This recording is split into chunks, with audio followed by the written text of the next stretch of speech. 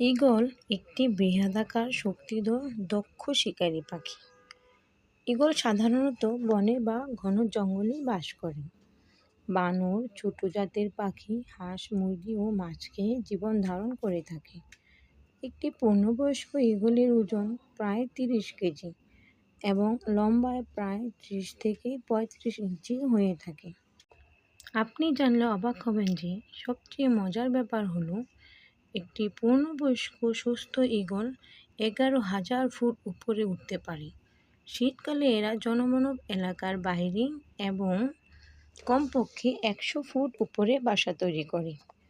তাদের জীবন রক্ষার জন্য তাদের বড় হাতিয়ার হলো নখ। তাদের নখগুলো এত তীক্ষ্ণ যে শিকারকে ছিন্ন ভিন্ন করে দেয়।